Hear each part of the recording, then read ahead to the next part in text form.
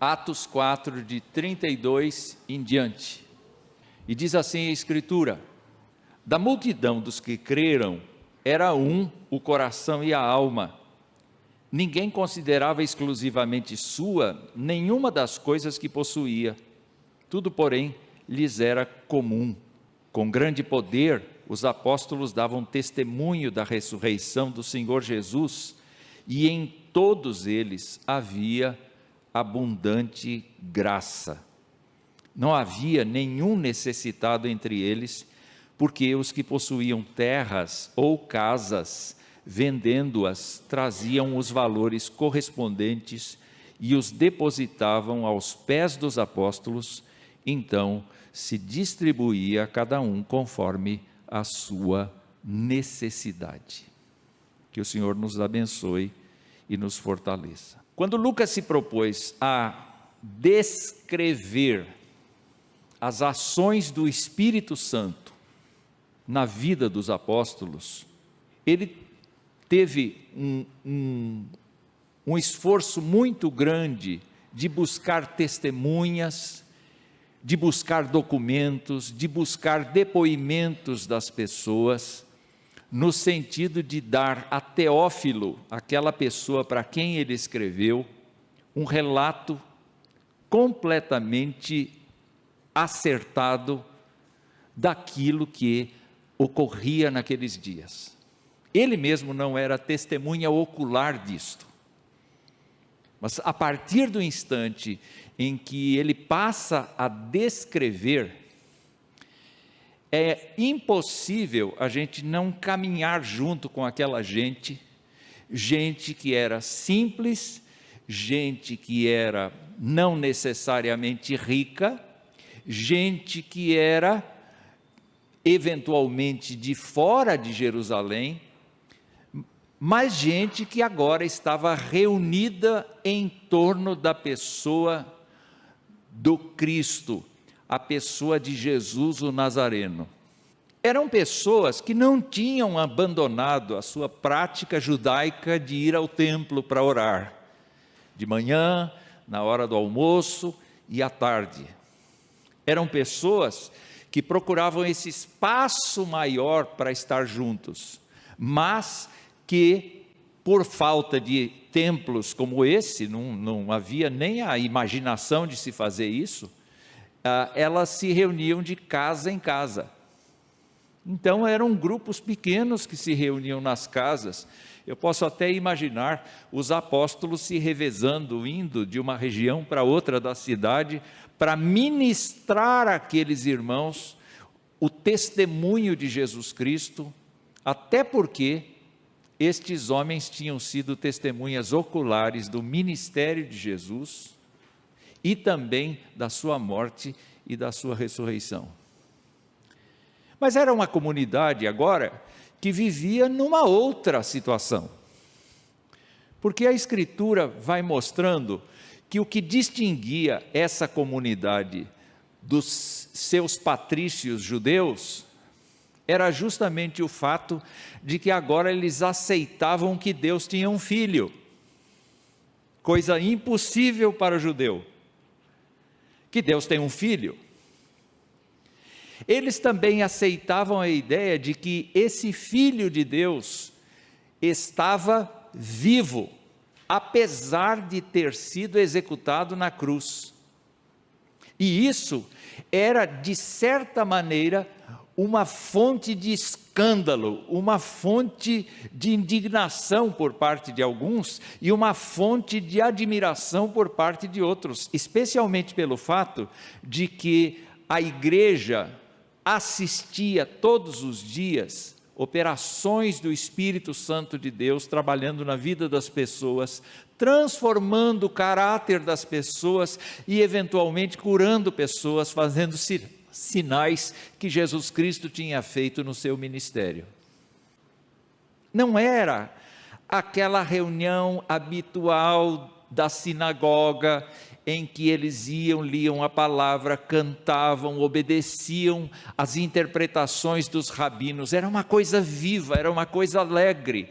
Eles se sentiam libertos, porque eles reconheciam que Jesus o Nazareno tinha dado para eles a salvação da sua alma, e eles não precisavam mais obedecer aos ritos sacrificiais de Israel. Enquanto há registros aqui no capítulo 2, no capítulo 4, no capítulo 5, que o povo se admirava e tinha até medo dessa comunidade nova surgida em Jerusalém, nós vemos que está se armando também uma indisposição da liderança de Israel, especialmente do Sinédrio, especialmente do tribunal religioso de Israel, que não queria. Eles tinham conquistado a morte de Cristo, era uma vitória para eles. Eles mataram alguém que eles odiavam fazia muito tempo, mas agora eles não esperavam que os seus discípulos tivessem tamanha ousadia de anunciar, e não conseguiam identificar que os discípulos eram ousados, não por si mesmos, porque até então eles tinham sido covardes, mas quando o Espírito desceu, eles se tornaram ousados. Eles não tinham mais medo das autoridades, eles se tornaram pessoas notórias por sua fala, por seu testemunho, por sua graça ao transmitir o reino de Deus, as informações e a fé do reino de Deus. Então o Sinédrio começou a reagir, e nós vimos no domingo passado que a igreja orou, depois da determinação do tribunal de não se falar mais no nome de Jesus Cristo, a igreja orou exatamente o contrário, que a gente consiga falar mais, que a gente consiga andar mais, que a gente consiga testemunhar mais. Na verdade, se nós fizermos aqui um levantamento de como a igreja vivia, nós vamos perceber que, sem ao mesmo refletir sobre os mandamentos da lei de Deus, aquela igreja estava, pelo Espírito Santo, praticando a lei de Deus. Porque, e eu quero trazer para vocês aqui, aquela palavra que Jesus Cristo disse a um fariseu, quando o fariseu perguntou qual é o maior mandamento da lei. Dos 613 que a tradição oral levanta, qual é o principal? E o Senhor Jesus Cristo respondeu para o fariseu, lá em Mateus 22, ame o Senhor seu Deus, de todo o seu coração, de toda a sua alma e de todo o seu entendimento. O relato de Lucas permite que a gente enxergue que aquelas pessoas amavam a Deus sobre todas as coisas, estavam apaixonadas por Jesus Cristo, estavam dispostas a entregar sua vida por Jesus Cristo, lutavam pelos interesses de Jesus Cristo, não como um personagem histórico, mas como um ser divino humano.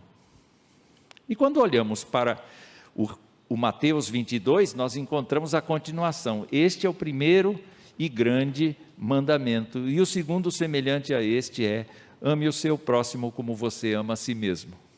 O que a gente contemplava na igreja não era apenas a relação vertical, crentes espirituais, crentes com uma boa comunicação com Deus, crentes de oração, crentes de conhecimento da palavra, mas crentes praticantes, auxiliadores do reino de Deus, porque eles olhavam uns para os outros e se amavam, e se queriam. O apóstolo Paulo diz numa das cartas, olha, se beijem como cumprimento, e os crentes eram acusados de serem assim, amantes, ou qualquer coisa desse tipo, no tempo dele, porque eles se amavam, eles se gostavam, eles queriam estar juntos, eles compartilhavam da graça do Senhor. e eles se nutriam mutuamente. Então, Jesus disse, desses 2 mandamentos dependem toda a lei e os profetas. Ou seja, amar a Deus acima de tudo e ao próximo como nosso serviço cristão é estar cheios do Senhor, cheios do Espírito do Senhor. Quando a gente só gosta de Deus, mas não gosta do próximo, tem coisa errada. Quando a gente só gosta do próximo e não gosta de Deus, tem coisa errada. Então eu fiquei extasiado diante do fato de que esta comunidade não era uma comunidade de homens, era comunidade de famílias, era comunidade de homens, mulheres, moços, adolescentes, crianças. Basta lembrar daquele carcereiro de Filipos que disse: senhores, o que é que eu devo fazer para ser salvo? E o que Paulo respondeu para aquele homem? Crer no Senhor Jesus Cristo e serás salvo, você e a sua casa. Então, ainda que o registro de Lucas diga que tantos homens foram arrolados na igreja, batizados, nós não podemos entender meramente que são só os homens. Uma igreja só de homens seria como uma floresta sem cheiro.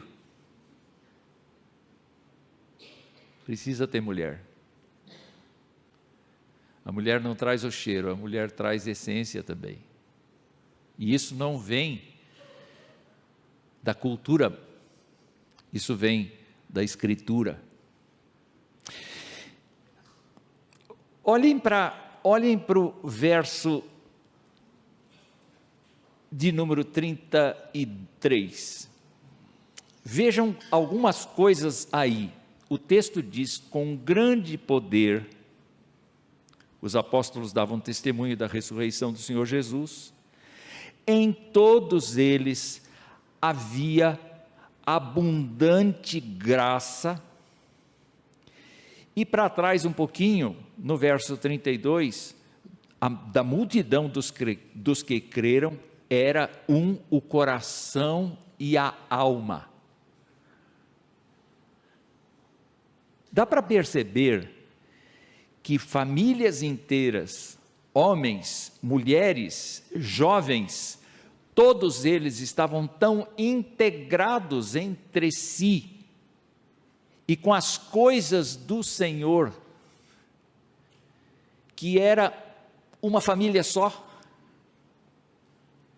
que era um povo de uma essência só. Pois bem, a quem a gente atribui essa unidade aqui? A gente não pode atribuir a unidade ao nosso esforço, porque é duro nós convivermos uns com os outros pela nossa própria força. É muito difícil a gente conviver pelo nosso próprio gosto, porque as pessoas são diferentes.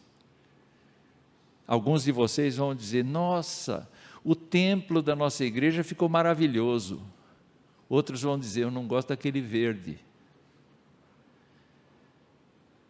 Mas o que faz a gente se sentir bem aqui dentro não é isto. O que faz a gente se sentir bem uns com os outros é algo que está fora de nós. Ou melhor, que veio de fora de nós.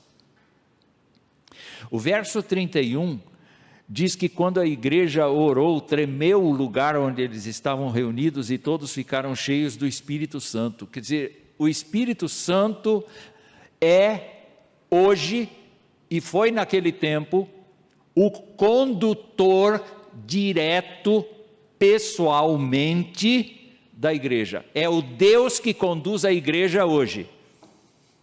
Como é que é? É a pessoa de Deus que conduz a igreja hoje. Não é Jesus Cristo? Jesus Cristo não é o cabeça da igreja? É o cabeça da igreja. Ele é o proprietário da igreja, mas quem conduz é o Espírito do Senhor. Nós estamos vivendo na época do Espírito Santo do Senhor. Como é que é? É isso mesmo.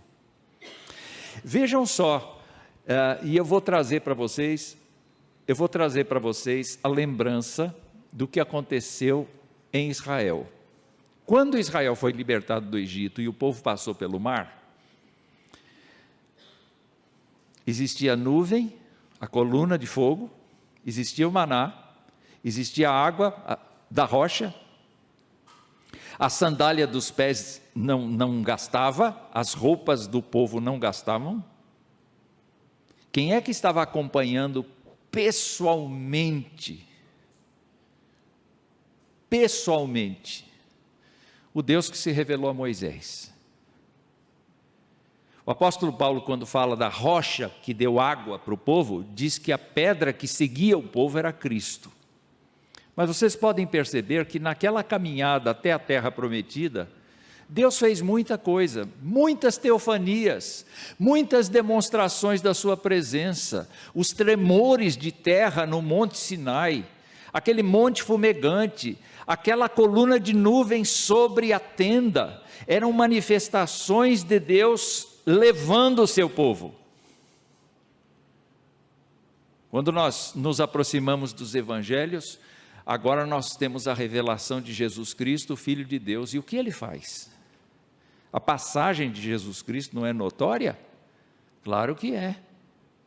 Ele multiplica pão, ele ressuscita mortos, ele expulsa demônios, ele cura enfermos, ele restaura as pessoas, ele faz prodígios e sinais. Mas é interessante notar que Jesus Cristo avisou que nós seríamos regidos pela pessoa do Espírito Santo, quando disse lá em João, no capítulo 14, o Consolador, o Espírito Santo que o Pai enviará em meu nome, esse ensinará a vocês todas as coisas e fará com que se lembrem de tudo o que eu lhes disse.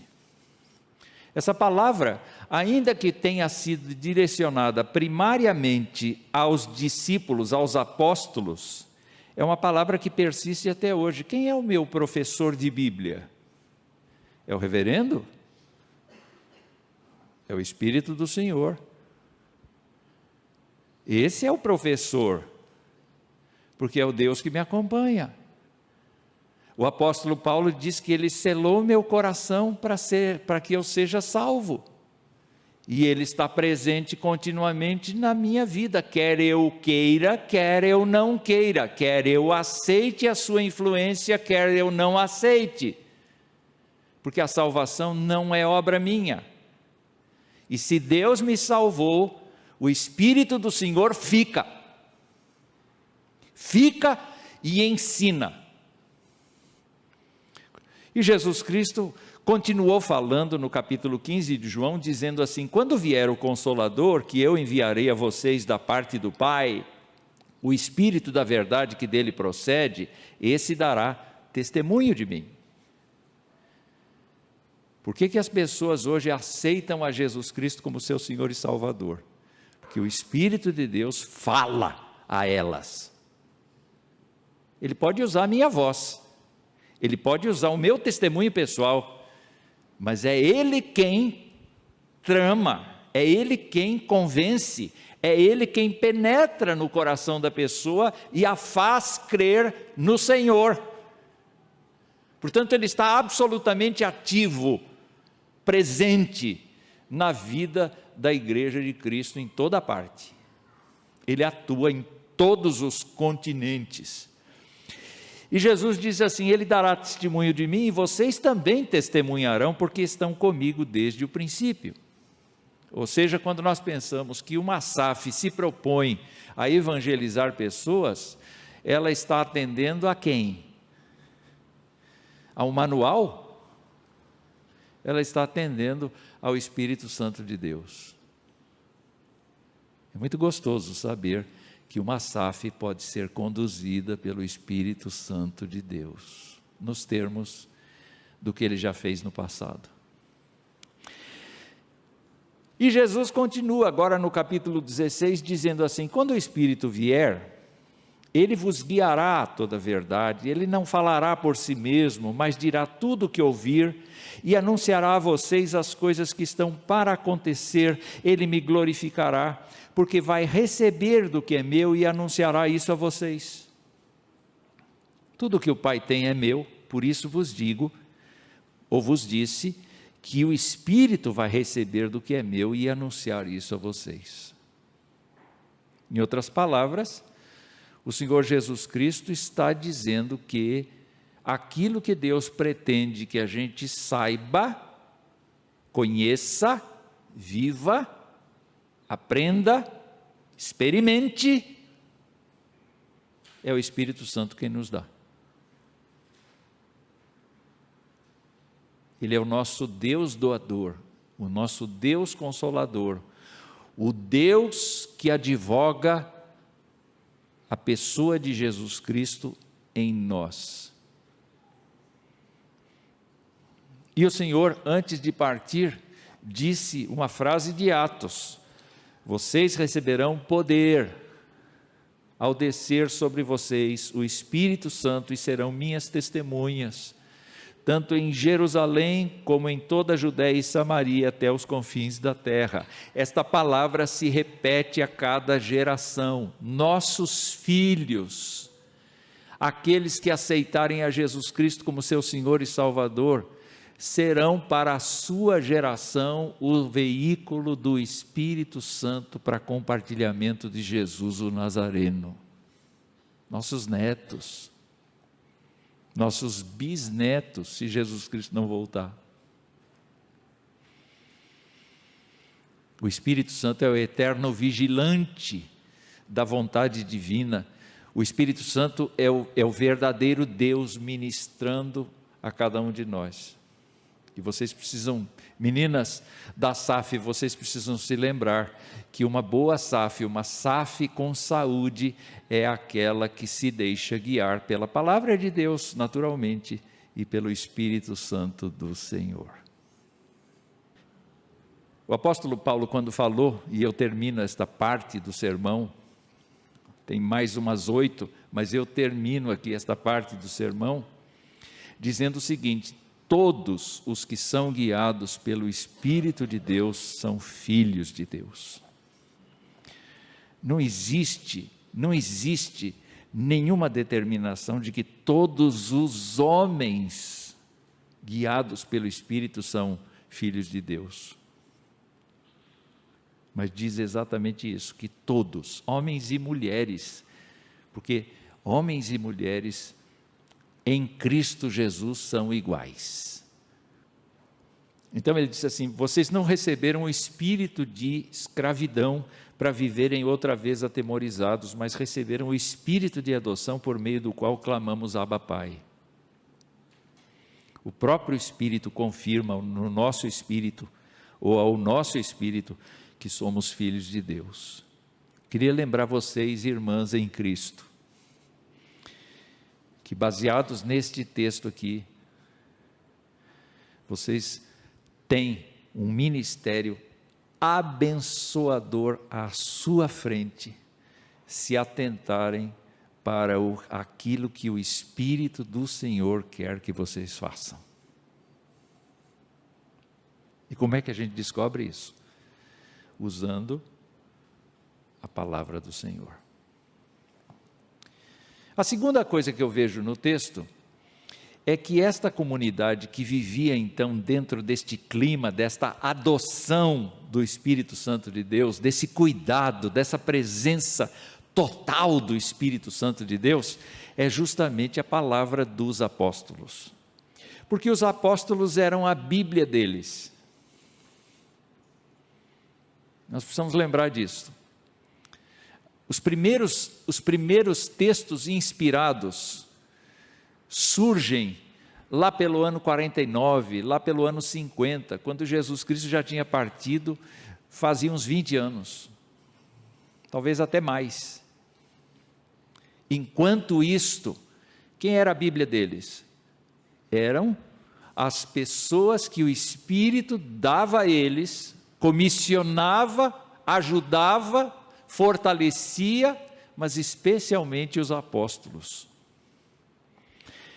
Então, se nós imaginarmos, queridos irmãos, que Jesus Cristo estabeleceu os meninos, os apóstolos, como seus auxiliadores na pregação do reino de Deus e do seu evangelho, ele foi muito claro ao dizer do que ele esperava.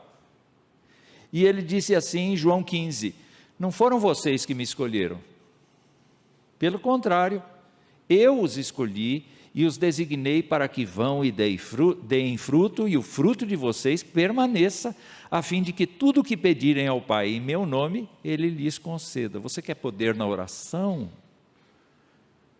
Você quer poder na oração? Se lembre que você foi comissionado por Jesus Cristo para servir. Quando Jesus Cristo já havia ressuscitado, Ele se aproximou dos discípulos e disse assim, toda a autoridade me foi dada no céu e na terra, portanto vão e façam discípulos de todas as nações, batizando-os em nome do Pai, do Filho e do Espírito Santo, ensinando-os a guardar todas as coisas que tenho ordenado a vocês, e eu estou com vocês todos os dias, até o fim dos tempos. Ou seja, os apóstolos não eram pessoas infalíveis, mas eram pessoas que acabaram sendo, como eu vou dizer assim, verdadeiros auxiliadores. Eles tinham que ser irrepreensíveis na conduta, eles tinham que ser incansáveis na luta, eles tinham que ser firmes na fé, eles tinham que ser vitoriosos por Cristo Jesus. Era isso que eles tinham que ser. E queridos irmãos, quando nós olhamos para a igreja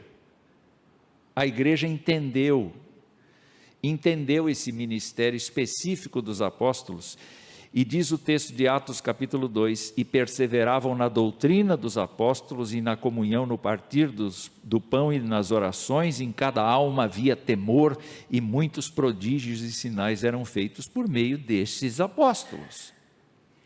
Isto significa que os apóstolos seriam as primeiras pessoas a serem atacadas, e elas foram de fato atacadas. Pedro e João foram os primeiros a comparecer perante o tribunal e foram proibidos de falar no nome de Jesus, e eles responderam assim: os senhores mesmos julguem se é justo diante de Deus ouvirmos antes aos senhores do que a Deus, pois nós não podemos deixar de falar das coisas que vimos e ouvimos. Nós podemos imitar os apóstolos dentro desse aspecto. Como mulheres cristãs envolvidas nesta sociedade, vocês não devem temer a proclamação do Evangelho e não devem deixar de praticá-la. Vocês não existem para outra coisa a não ser para testemunhar o nome de Jesus Cristo. Ainda que seja muito bom ter vários departamentos, várias secretarias dentro da SAF, é necessário que, em primeiro lugar, todas vocês estejam cientes de que é necessária a unção do Espírito e o verdadeiro ensino apostólico. O apóstolo Paulo, quando falou aos gentios de Éfeso, ele diz: vocês não são mais estrangeiros e peregrinos, mas vocês são concidadãos dos santos, vocês são membros da família de Deus, e vocês estão edificados sobre o fundamento dos apóstolos e profetas, sendo ele mesmo Cristo Jesus a pedra angular. O que significa? Significa que Jesus Cristo é único e não há substituto para ele. Mas significa que também os apóstolos foram construídos, colocados neste edifício de Deus, de maneira que nós nos reportamos ao ensino deles. Então, o que escreveu Mateus, o que escreveu Paulo, o que escreveu Pedro, o que escreveu Tiago, o que escreveu Hebreus, quem escreveu no Novo Testamento é coluna para a gente, entendem? E é baseados exatamente neste texto que nós devemos desenvolver toda a nossa atividade. Então, quando é que a nossa atividade como sociedade é legítima? Quando nós temos consciência de que nós estamos realizando uma atividade que vem do Espírito do Senhor e nós somos pautados pela Escritura. Mas tem uma terceira e última, eu menti, né? Falei de 8, mas não são só 3. Presbiteriano é assim, não é? Sempre 3. Só alguns dos nossos pastores é que tem 19 divisões, não é? E mais 40 subdivisões, não é isso? Não estou falando do Hernandes, não.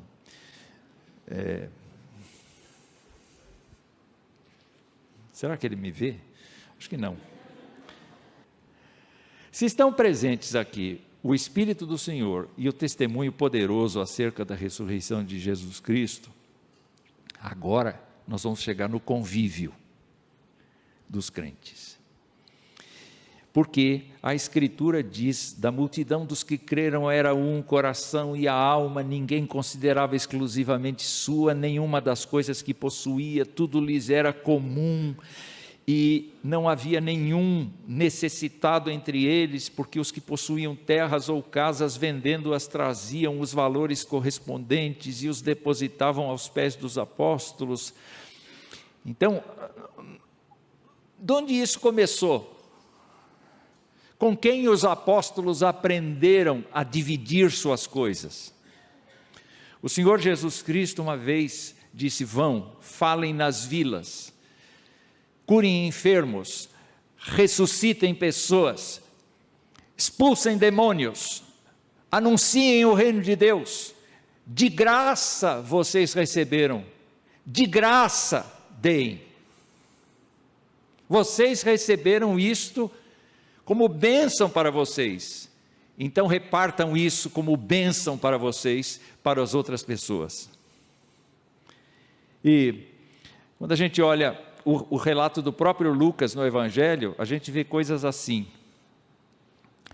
Jesus andava de cidade em cidade, Lucas capítulo 8, Jesus andava de cidade em cidade, de aldeia em aldeia, pregando, anunciando o Evangelho do reino de Deus. Iam com ele os 12 discípulos e também algumas mulheres que haviam sido curadas de espíritos malignos e de enfermidades. Maria, chamada Madalena, da qual saíram 7 demônios, Joana, mulher de Cusa, procurador de Herodes, Susana e muitas outras. Elas acompanhavam o Senhor. Então você pode imaginar um grupo de 12, muito mais do que o grupo de 12, porque quando Judas se foi, Pedro, a gente vê pelo relato de Atos, que Pedro disse assim: está na hora de arrumar um substituto para Judas, mas tem que ser alguém que acompanhou Jesus desde o comecinho. E surgiram pelo menos 2. Ou seja, havia gente que viveu ao lado de Jesus, e Jesus fez uma seleção dos 12, você, dentre um grupo maior. Em certa ocasião ele mandou 70 de uma vez. Nós não podemos imaginar então que Jesus era seguido por 12 homens apenas, mas uma pequena multidão, inclusive mulheres, iam. E o que elas faziam? Elas ficavam apenas caladas? Provavelmente,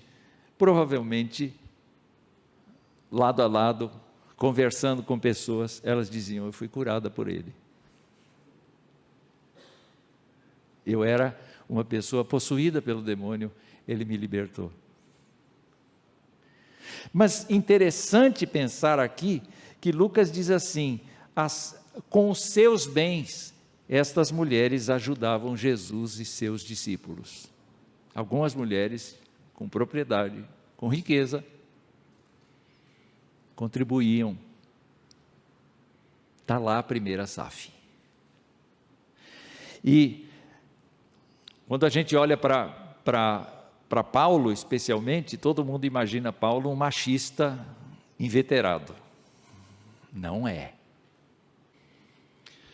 Quem lê Romanos 16 fica de queixo caído,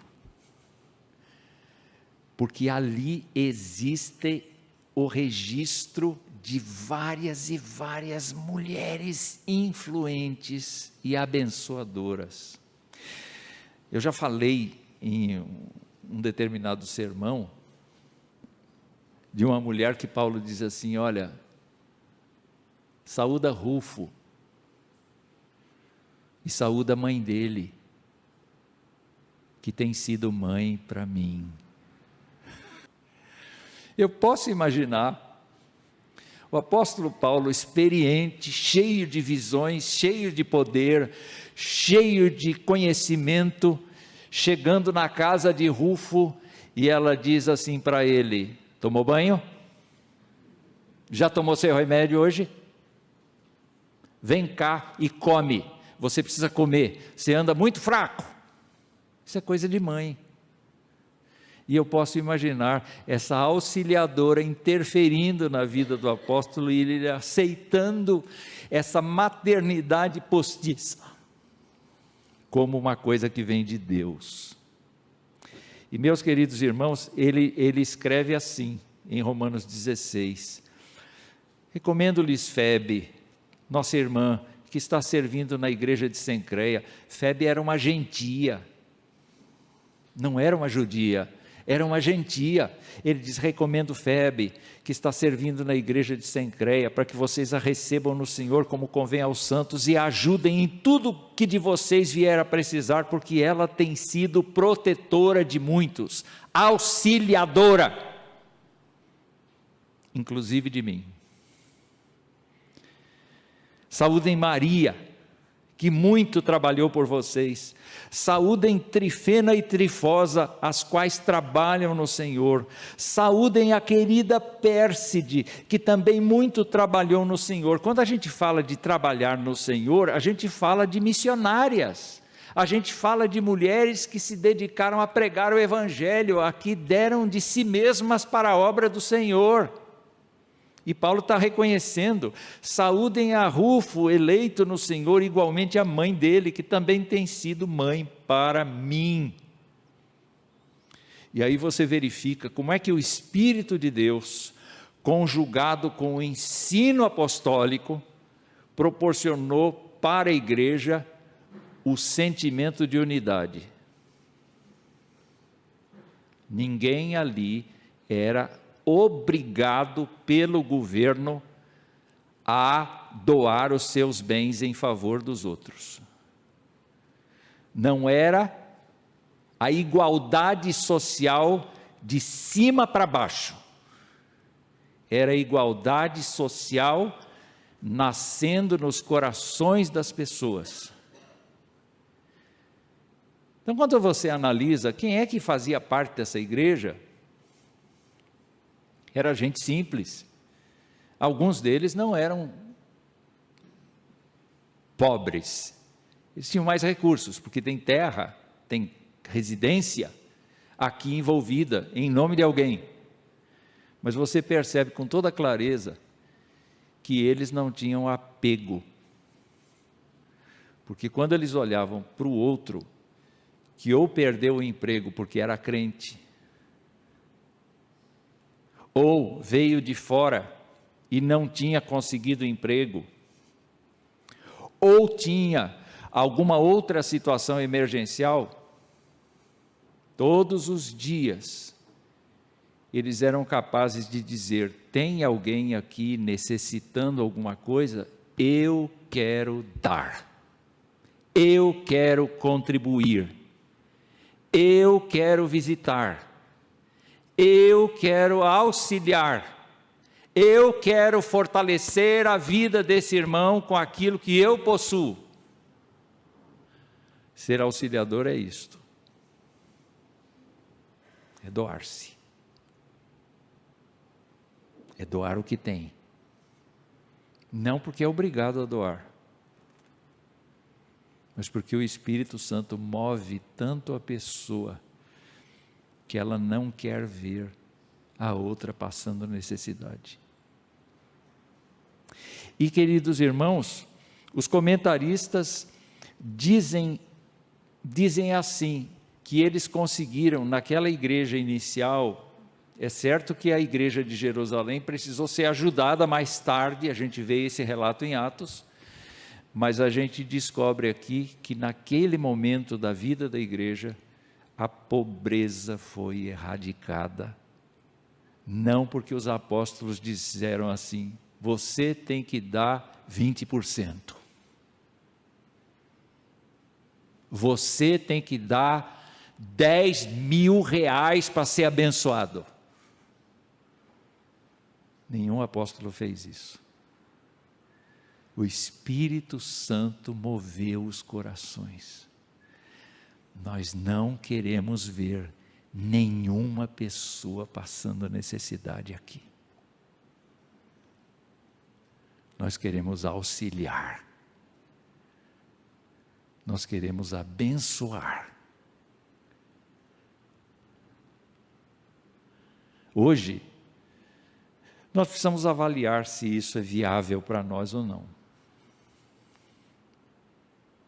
Uma coisa, eu vou deixar muito claro aqui, é que se a gente começar a dar atenção para o Espírito Santo de Deus, a gente vai abrir o bolso. E a gente vai olhar para as pessoas e vai dizer, não quero que nessa igreja nenhuma pessoa esteja aflita. Por que existe a SAF? A SAF existe para olhar para um segmento da igreja que é a mulher, notadamente a mulher com família, a mulher casada, notadamente é isto. Mas se pode entrar na SAF a partir dos 18 anos, segundo a lei dos homens. Você que entrou na SAF, ore para que a sua SAF aqui seja movida pelo Espírito Santo de Deus.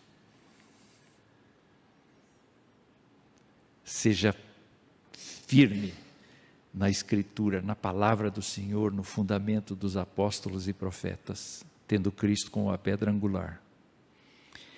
E que seja uma SAF que não olha para si, mas olha para as pessoas. Pense na possibilidade de a SAF abençoar pessoas, mulheres que estão sofrendo no seu lar por perseguição de marido, por maltrato familiar. Pensem nas mulheres que estão precisando de uma carreira. Ajudem as mulheres. Se elas não frequentarem a SAF porque têm um trabalho, criem expedientes que permitam que essas mulheres saibam que vocês estão orando por elas.